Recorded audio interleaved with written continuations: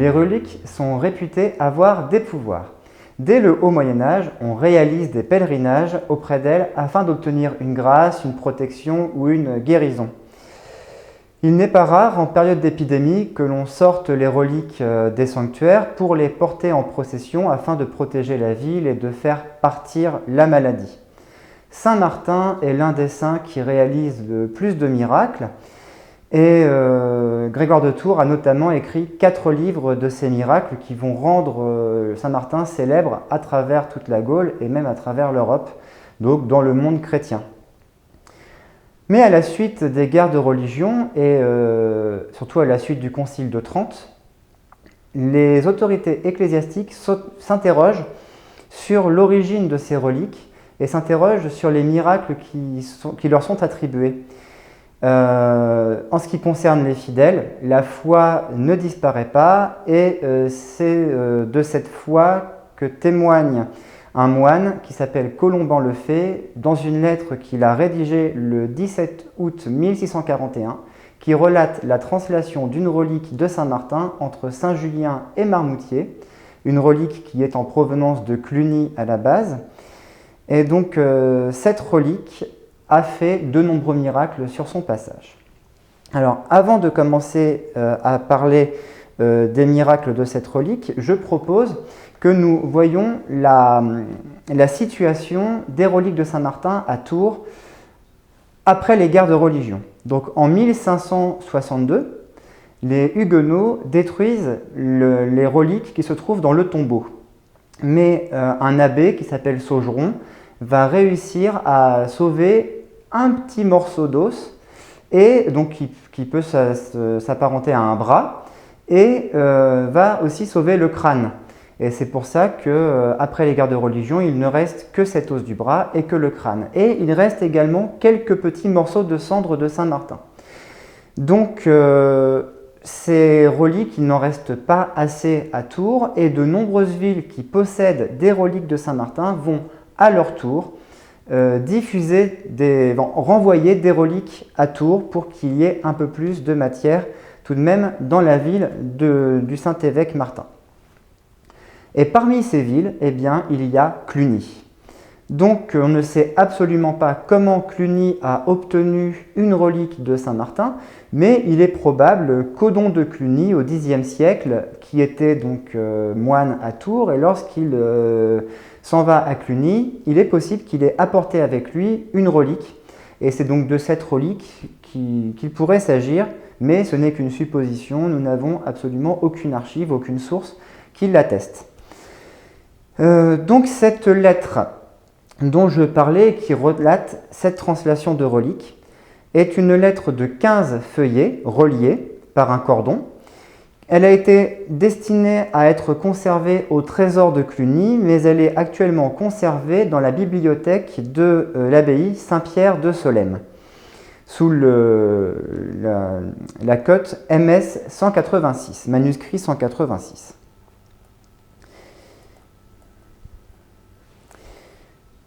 Colomban le Fait, qui est l'auteur de cette lettre, l'a écrite à Prosper Petit, qui est le prieur claustral du monastère de Cluny. Il détaille dans cette lettre la translation, mais avec beaucoup de détails. C'est-à-dire que l'on a exactement le parcours de la translation, les participants avec le nombre précis, les communautés religieuses qui participent à la translation, ceux qui sont dès le départ, mais ceux qui rejoignent la translation ensuite. Et aussi, il relate en détail la relique, donc il nous précise que c'est un radius, et il nous détaille également le reliquaire dans lequel est déposée la relique. Donc c'est un reliquaire en argent blanc qui représente Saint Martin en évêque, qui tient une croix dans la main et qui bénit de l'autre main. Ce Saint Martin en évêque est supporté par 2 figures d'anges, et ces 2 figures d'anges sont décorées de pierres précieuses, et le tout est déposé dans un cristal, ce que Colomban le Fait appelle un cristal.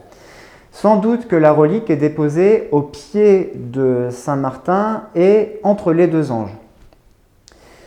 Donc le trajet de la relique est est plutôt bien détaillé tout de même aussi, puisqu'il ne vient pas directement de Cluny jusqu'à Tours.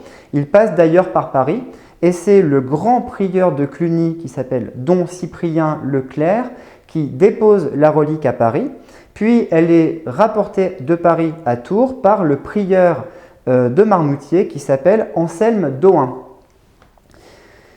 Alors ensuite, Colomban-le-Fait nous détaille que la cérémonie de translation devait avoir lieu le 4 juillet, donc jour de la Saint-Martin d'été, mais que l'archevêque de Tours, Victor le Boutillier, qui venait juste d'être nommé archevêque puisqu'il a été nommé le 21 mai précédent, était indisponible à ce moment-là, et donc on a dû déplacer la date, et finalement la cérémonie a été repoussée le 21 juillet. Donc cette cérémonie de translation débute dans l'église Saint-Julien, qui se trouve actuellement sur la place Anatole France à Tours, où la relique a été déposée le 19 juillet, puis le 19 et le 20 juillet, les fidèles sont allés vénérer, prier la relique, et puis elle est portée en procession donc le 21 juillet, et la translation dure toute la journée. La relique ne va pas directement à Marmoutier, puisque Colomban-le-Fait nous relate également une halte dans l'église Sainte-Radegonde, qui se trouve de l'autre côté de la Loire, côté de Marmoutier, mais à une centaine de mètres de l'abbaye de Marmoutier. C'est donc une procession où on trouve, outre les habitants de Tours et outre le clergé tourangeau séculier, nous trouvons 100 bénédictins qui chacun porte un cierge blanc. Et en plus du clergé de Marmoutier et du clergé de Saint-Julien, il y a également des moines qui viennent de Vendôme, de Beaulieu, de Saint-Martin-de-Laval, de Bélem, de Tavan, de Château-du-Loir, de Saint-Florent-de-Saumur, de Bourgueil et de Thiron-de-Gardé, qui est devenue la ville de Thiron, de Blois et de Pont-le-Voix. Donc c'est une translation qui a attiré beaucoup de monde à proximité de la ville de Tours, mais également un petit peu plus loin sur le Val-de-Loire. Alors maintenant, nous allons aborder les miracles de guérison, puisque c'est le sujet de ce colloque. Colomban-le-Fait raconte 12 miracles de guérison qui se sont déroulés durant cette relique.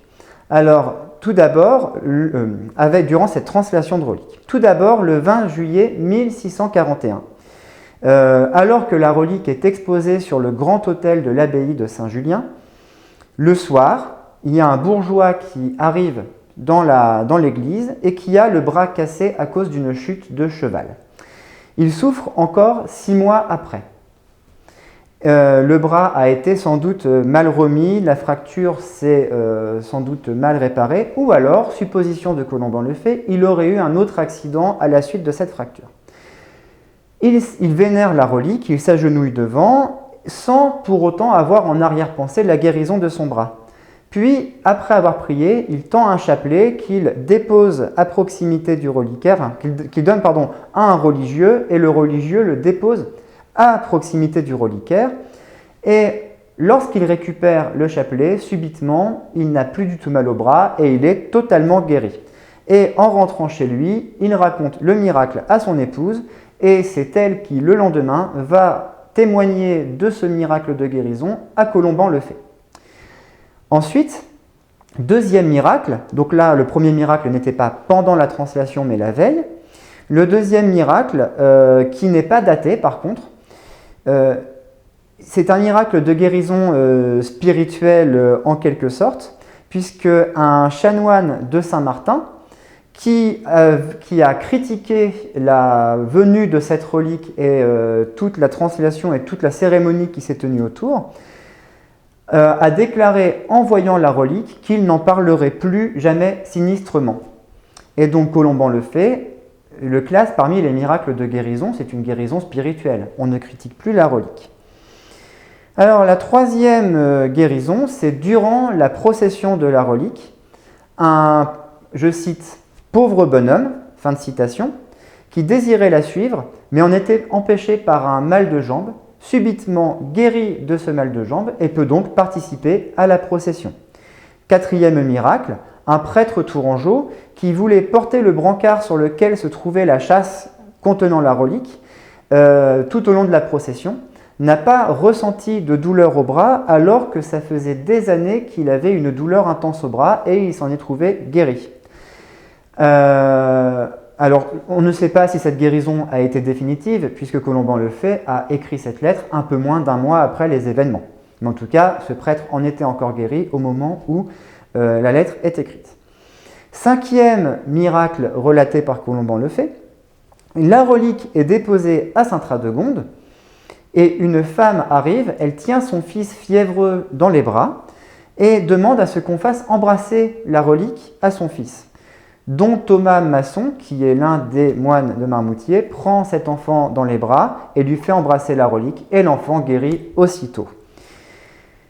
Donc, sixième miracle, une petite fille de 9 ans qui habitait à proximité de Marmoutier avait, je cite, un pied tort, fin de citation, et ne marchait, je cite, que sur la cheville du pied, fin de citation.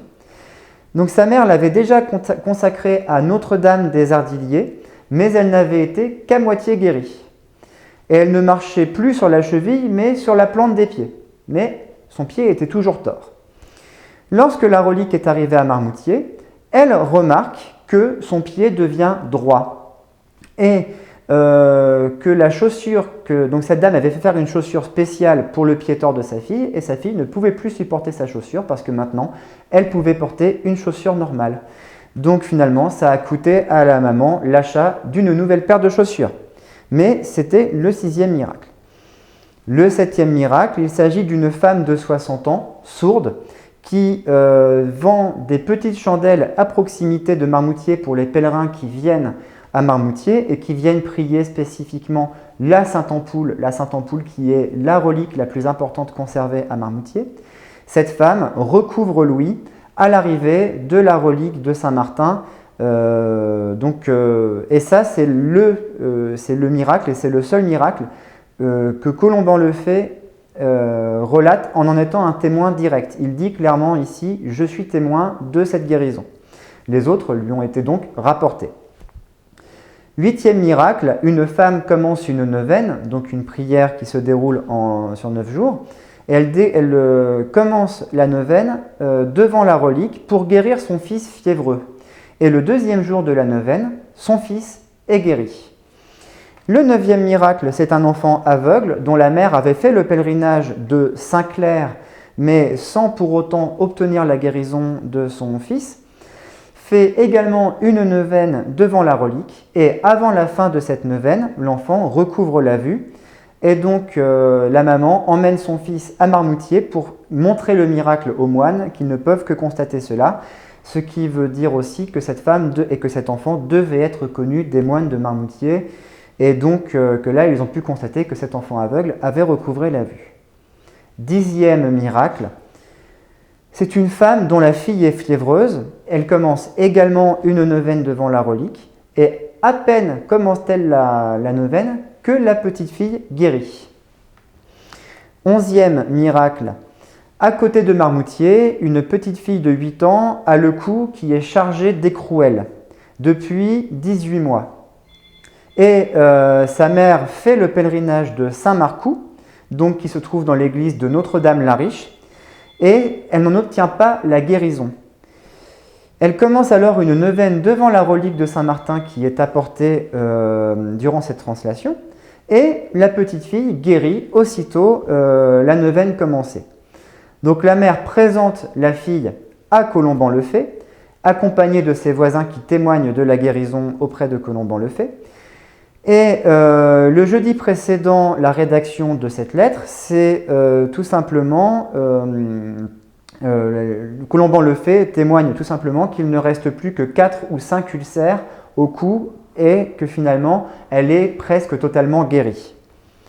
Et le dernier miracle, enfin, il s'agit de la belle-sœur d'un moine de Marmoutier. Elle vit à 4 lieues de Tours, donc à proximité, et elle est enceinte. Et elle est, je cite, enflée monstrueusement d'hydropisie. Les médecins sont désespérés pour son accouchement. Le moine la fait recommander à Saint-Martin, lui parle des miracles qui ont été réalisés par la relique et donne un chapelet à cette dame, mais un chapelet qui a touché la relique. Elle prend ce chapelet avec dévotion et l'entortille autour de son bras. Puis commence une neuvaine. La veille de la rédaction de cette lettre, le mari, donc frère du moine de Marmoutier, envoie une lettre pour informer que l'accouchement s'est très bien passé, que l'enfant était vivant et que l'hydropisie donc était guérie et qu'il continue de prier la neuvaine afin que sa femme recouvre une parfaite santé. C'est sur ce dernier témoignage et c'est sur ce dernier mot que sa femme recouvre une santé parfaite que se termine cette lettre. C'est le point final. Donc nous pouvons voir que dans cette lettre, Colomban le fait nous montre que la relique de Saint-Martin, qui est envoyée de Cluny et qui arrive à Marmoutier, accepte totalement sa translation. Si une relique fait des miracles pendant une translation, c'est qu'elle est d'accord pour être transportée, qu'elle est d'accord pour faire le voyage. Alors, Colomban le fait ne le dit pas, mais c'est ce qu'on comprend. Alors, il faut mettre ce récit en perspective avec la question des miracles qui se déroulent sur le tombeau de Saint-Martin. Il faut préciser que depuis la fin du Moyen-Âge, le pèlerinage de Saint-Martin, qui a été le pèlerinage le plus important du Haut Moyen-Âge et qui est encore très important durant le Moyen-Âge, depuis la fin du Moyen-Âge, ce pèlerinage est de moins en moins important. Et donc, Colomban le fait, dans cette lettre, fait en quelque sorte une forme de publicité sur cette relique que le monastère vient d'acquérir. Alors, c'est une lettre privée qui est écrite d'un moine à un autre moine, mais ces miracles doivent sans doute se propager de manière orale dans toute la ville de Tours et ailleurs. Donc cette lettre finalement témoigne peut-être d'une publicité pour dire « Regardez notre relique, elle fonctionne bien, vous pouvez venir la vénérer tous les jours ». Cela montre aussi qu'en 1641, les reliques de Saint-Martin sont encore chargées de la virtus. Donc la virtus, c'est la puissance qui est contenue dans la relique et qui permet la réalisation de miracles. 12 miracles sont réalisés durant cette translation et ces miracles, nous voyons qu'ils concernent toutes les classes de la population, les hommes, les femmes, mais principalement les enfants. Donc les miracles se réalisent surtout pour les êtres les plus fragiles et les plus innocents. Mais on voit qu'il y a une femme sans précision, mais l'homme, on voit que c'est un bourgeois. Donc il y a aussi la belle-sœur d'un moine. Donc toutes les classes de la société sont concernées par les miracles qui se réalisent. Et en sous-texte, on peut deviner que c'est une petite pique qui est faite à Saint-Martin de Tours, puisque on voit que les Tourangeaux qui vont voir cette relique pour guérir n'ont pas été au préalable voir le tombeau de Saint-Martin pour obtenir la guérison. En tout cas, il n'est pas mentionné le fait qu'ils y sont allés. Et nous voyons par exemple que la petite fille chargée d'écrouelles, sa mère fait le pèlerinage à Notre-Dame-la-Riche, donc à Saint-Marcoux, pour le culte de Saint-Marcoux, que la petite fille n'est que partiellement guérie et qu'elle ne pense même pas à aller à Saint-Martin, alors que puisque cette dame habite à proximité de Marmoutier, l'église Saint-Martin, le tombeau de Saint-Martin, se trouve sur le trajet pour aller à Notre-Dame-la-Riche. Donc elle aurait pu s'arrêter, mais elle ne le fait pas. Donc on voit bien en sous-texte que Colomban le fait explique que sa relique est bien meilleure que celle qui se trouve dans la basilique Saint-Martin. En réalité, il y a une grande rivalité, et depuis quasiment les origines, entre les moines de Marmoutier et les chanoines de Saint-Martin, et donc cette rivalité existe et se voit clairement dans cette lettre.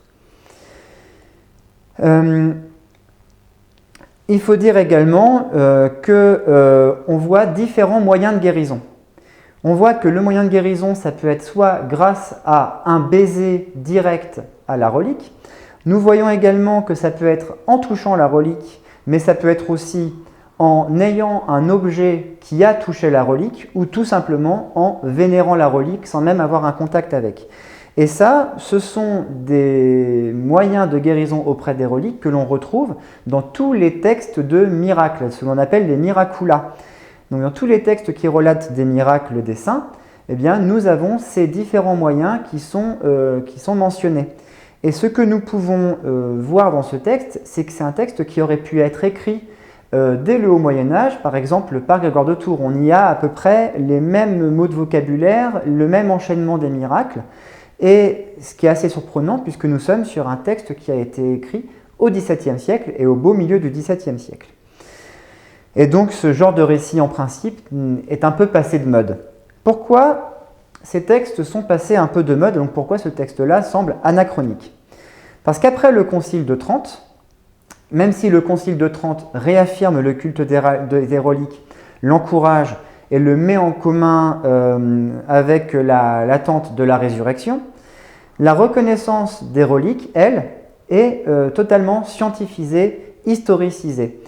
Et on n'élude absolument pas la question des fausses reliques et on va même supprimer des saints du calendrier et on va aussi supprimer des reliques. On va demander aux fidèles de ne plus vénérer des reliques dont l'origine est douteuse.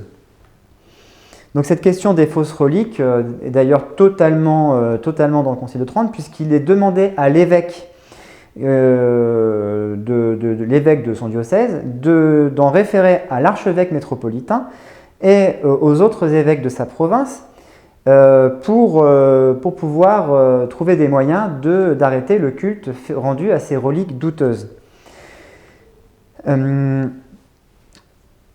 Aucune nouvelle relique ne peut être acceptée, ne peut être publiée, exposée ou vénérée sans avoir été reconnue au préalable par l'évêque, et ce, après un énorme examen scientifique et historique. Il doit y avoir au préalable une enquête sérieuse, avec des archives, des sources, avec des documents qui les accompagnent, et une étude très longue de nombreux savants qui vont passer les uns après les autres pour voir si la relique est réellement authentique. Et donc cette volonté d'historicisation des reliques est reprise dans le 3e concile provincial de 1573 et le 4e concile provincial de 1576 qui, en plus de prescrire le culte des reliques pour célébrer les fêtes des saints, demande que soient réalisés des inventaires fondés historiquement. Les évêques font donc des études sur toutes les reliques que possèdent leur diocèse et donc éliminent celles qui sont douteuses à la suite de cela. Pour finir sur cet aparté, les reliques qui sont reconnues sont actées par un authentique qui est rédigé et la relique est scellée dans le reliquaire et seulement un évêque peut déceler la relique pour vérifier à son tour l'authenticité de cette relique et va faire le même procédé d'historicisation et d'enfermement de la relique par son sceau. Comme ça, on assure plus ou moins l'authenticité de la relique. Cette relique provient bien du saint. Et donc, par ces travaux d'historicisation, eh bien, la relique perd son sens médiéval. On n'attribue plus forcément de miracle à la relique. Et ce qui est important, c'est le souvenir du saint. C'est le souvenir de la vie qu'a menée le saint et qu'il faut que l'on soit à l'imitation de ce saint. Et donc le sens médiéval de la relique qui peut s'apparenter à une forme de talisman, un talisman que l'on peut emmener sur soi quand on part en voyage, un talisman sur lequel on peut signer des contrats, un talisman que l'on va vénérer avant de partir faire une bataille et que l'on peut même emporter avec soi sur les champs de bataille, eh bien, on ne lui demande plus de faire des miracles. Elle est contemplée et ce qui est le plus important à ce moment-là, à cette époque-là, c'est quand le saint est martyr. Et d'ailleurs, on va faire beaucoup de fouilles dans les catacombes romaines pour aller récupérer les ossements des martyrs qui vont être des nouvelles reliques purement authentiques puisqu'un martyr devient un saint. Donc, on voit qu'ici, on s'attache davantage au souvenir du saint et plus forcément au miracle que la relique réalise. Donc nous voyons que ce texte semble anachronique puisqu'il nous montre des miracles qui sont réalisés au XVIIe siècle lors d'une translation de reliques. Mais ce n'est pas le seul. Nous avons d'autres textes qui vont dans le même sens et qui vont montrer des miracles de guérison auprès des reliques des saints, que ce soit des saints antiques, que ce soit des saints très récents. Et donc ces miracles thaumaturgiques vont continuer et vont se perpétuer en quelque sorte dans la tradition, puisque nous retrouvons encore à Tours, un siècle plus tard, le témoignage du chanoine belge Leron, Albert Leron, qui vient à Tours pour récupérer une relique de Saint-Martin, non pas à Marmoutier, mais au tombeau dans la basilique, et qui témoigne que chaque jour, alors il ne précise pas forcément, mais il dit de très nombreux pèlerins viennent à Tours viennent sur le tombeau Saint-Martin pour guérir de fièvre maligne.